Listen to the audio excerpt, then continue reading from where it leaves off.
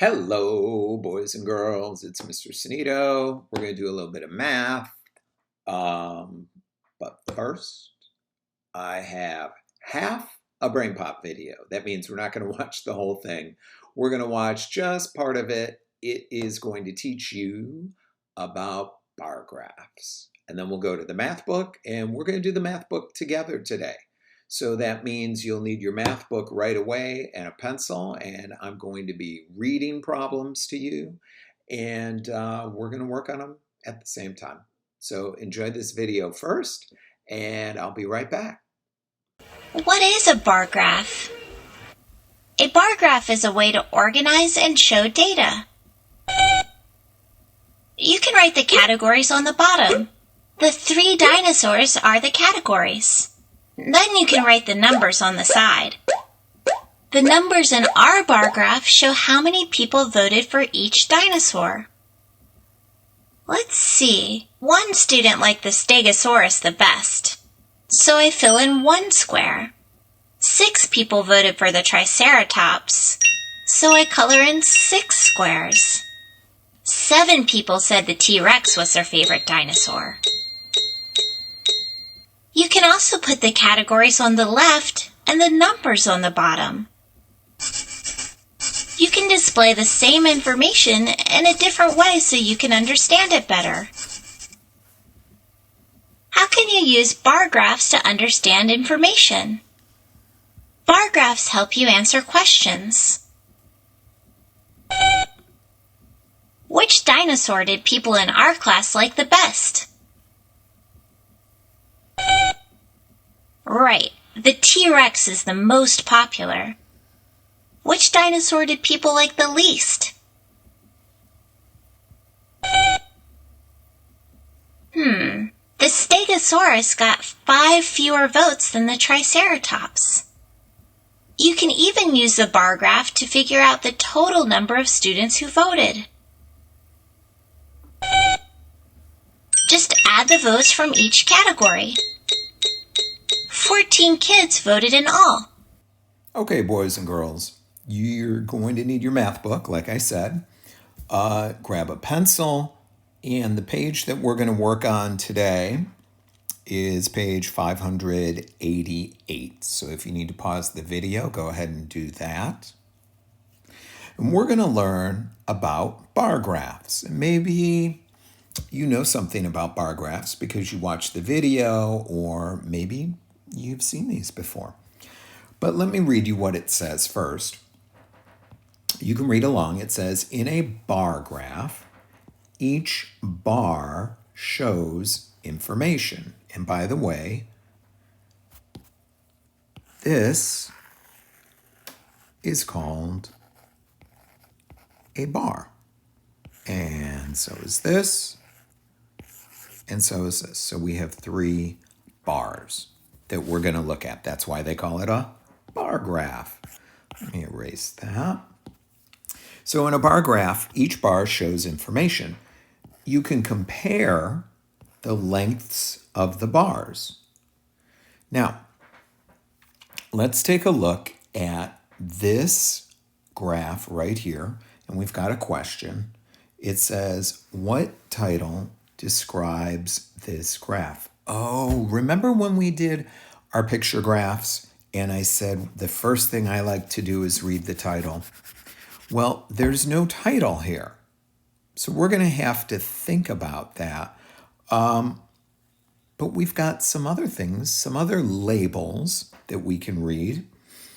Look at this. What does that say? It says art tools.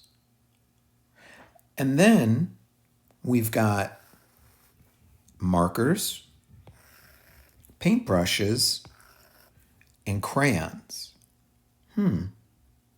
All of those are different types of art tools that we use. Now, I also think it's important that we read the label at the bottom. This label says number of children. So this makes me think, oh, look, we've got the numbers right here, 0, 1, 2, 3, 4, 5, 6. So when I think about all of this information, the number of children and the art tools, and then we've got the different types of tools, markers, paintbrushes, and crayons. Boys and girls, what do you think would be a good title for this graph? I'm thinking, and there's a lot of different titles that you could use, but maybe something like this. How about favorite art tools? That would be the title. Now, look at the B over here. The B gives us a little tip, and he says, touch the end of a bar, look down to see the number of children. Let's see here. So if we look at markers, and we go all the way to the end of the bar like this, that's the end, so we would touch that. And then we go down, what number do you see? That would be 5. So 5 children like markers. Let's do paintbrushes. So we go all the way to the end, and then we go down. How many children like paintbrushes? That would be 6. And of course, same thing with crayons. All the way to the end, go down. How many children like crayons? 2. So that's how you read the information in a bar graph. Now, we've got some questions here, so I'm going to make this a little bit smaller. And I'm going to erase some of my highlighting.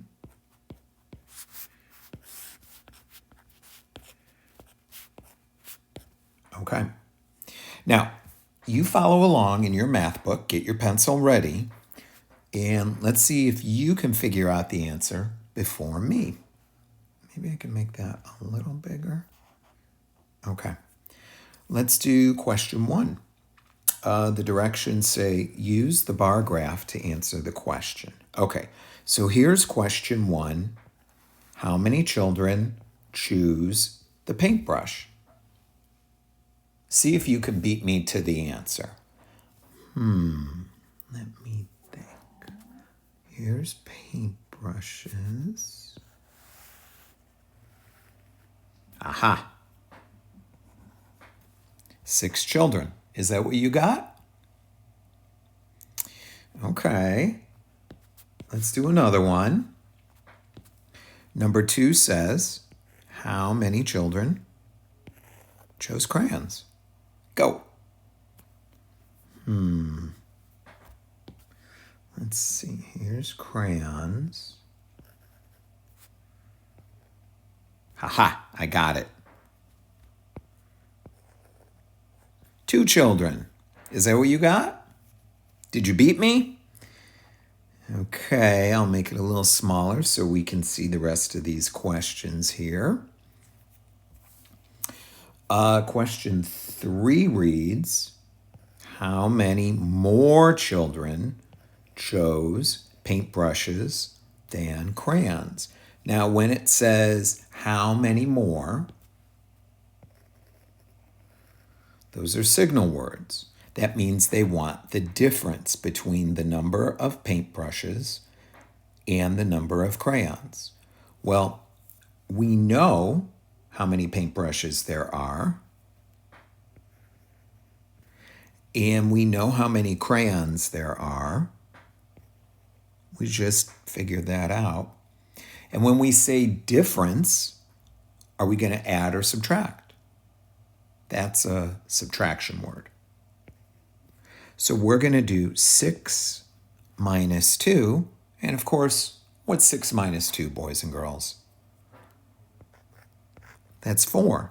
So the answer would be 4 more children. And I probably could have written that a little bit nicer. So you can fix up your book at home and make it look nicer than mine. There we go. 4 more children. And if you want to write real small, 6 minus 2, something like that. Okay, now we're at the bottom. I'll read problem 4. It says, which art tool did the fewest children choose? And then circle. Use the bar graph. Which one is the smallest number? See if you can beat me. Let me see. I have markers, paintbrushes, oh yeah, it's gotta be crayons, because there's only 2. That's the smallest number. And then problem 5, which art tool did the most children choose? Circle that one. I think just by looking at the graph by now, you probably know that the art tool that had the most was paintbrushes, and that's 6 children. Let's look at the next page. This is page, should be right next to it, page 589. And I'm going to help you out on this, but this is going to be your work that you're going to take the picture of and send to me when you're finished. Now, the important thing is this bar graph. So we're going to read the whole thing. Before you answer any questions, you look at the graph and you have to read all the parts of it. So let's do that. Now, I like to read the title first. It says favorite vehicle. And a vehicle could be something that you drive, like a car, a type of car, or a truck. Those would be examples of vehicles. Now, you also want to look at the labels. On the side, it says number of children. And so we're going to have numbers here like 0, 1, 2, 3, 4, 5, 6. The label at the bottom says, and you might have missed this, it says kinds of vehicles. And there's 3 kinds of vehicles. There's the car, there's the truck, and there's the dump truck. And you'll notice there's a bar that goes with each kind of vehicle. The yellow bar goes with the car. The blue bar goes with the truck.